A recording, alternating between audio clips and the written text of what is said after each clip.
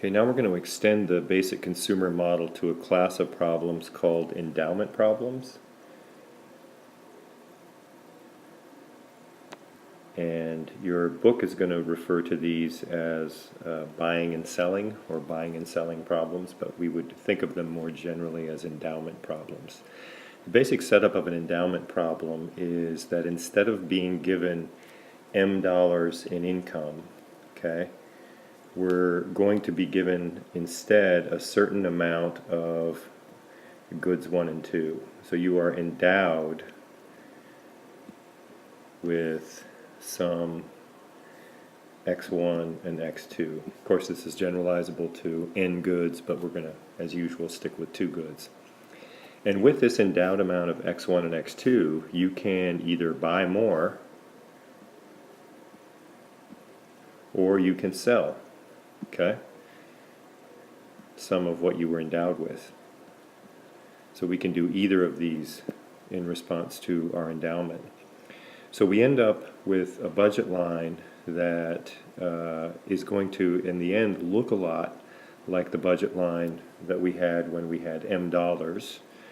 But we first have to value our endowment of x1 and x2.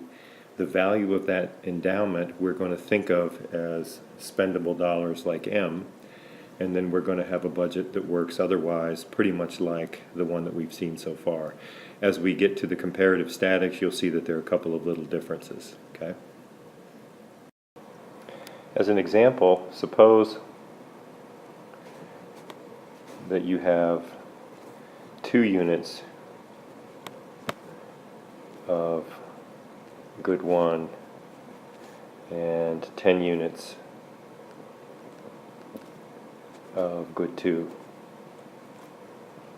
Okay, and let's let the price of good 1 equal $5. Okay, and the price of good 2 equal $1.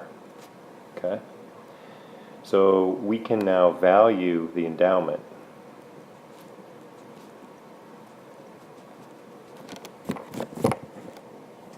And we would do that by simply multiplying the price of good 1 by the amount of good 1 that we have.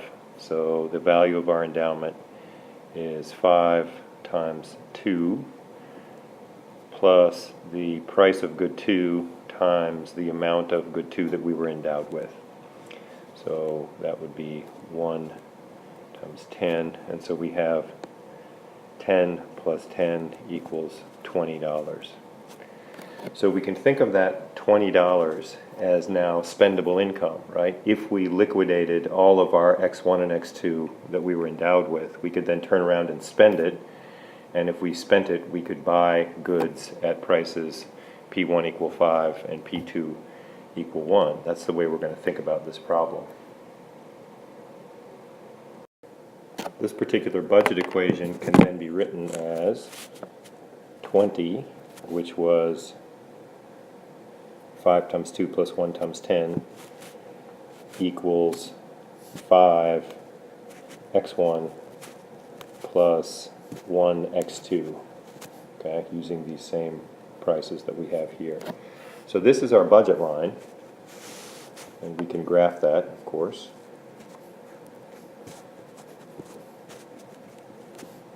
And it's going to have the slope of minus P1 over P2. If we spent all of our endowment value on x1, we could buy 4 units, right? 20 by 5. If we spent all of our endowment value on x2, we could buy 20 units. And minus P1 over P2, slope of minus 5, okay? What's different about an endowment problem is that the endowment itself, 2 units of x1 and 10 units of x2, must be on the budget. So if we mark out a 2 here and we go up to 10, that is the endowment point. We sometimes use little omega to refer to the endowment point, and that omega has to be on the budget line. If this were a plain old income problem, and the price of good one went down, we would see that there would be a rotation outward in the budget. That's what we're used to seeing, right? But this is not a plain old income problem, in that we have income only because we have the potential to liquidate our endowment and spend it on whatever we want, okay? So instead of that being the budget, we have to think a little more carefully about what the budget might look like. So this is not going to be the new budget. That's what it would be if we weren't looking at an endowment problem. So let's suppose that the price of good one now falls to $1, okay? So this is going to go to $1 from 5. We can now revalue the endowment, okay? The endowment itself hasn't changed. We start the problem with 2 and 10 units of goods 1 and 2, but the value of it is now different.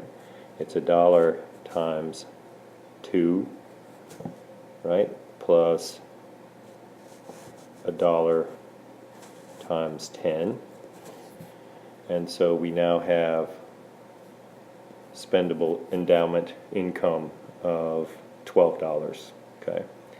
So the new budget is now 12 equals x1 plus x2, and the endowment is still contained on this new budget. So if we want to draw this budget into the picture, it has to contain this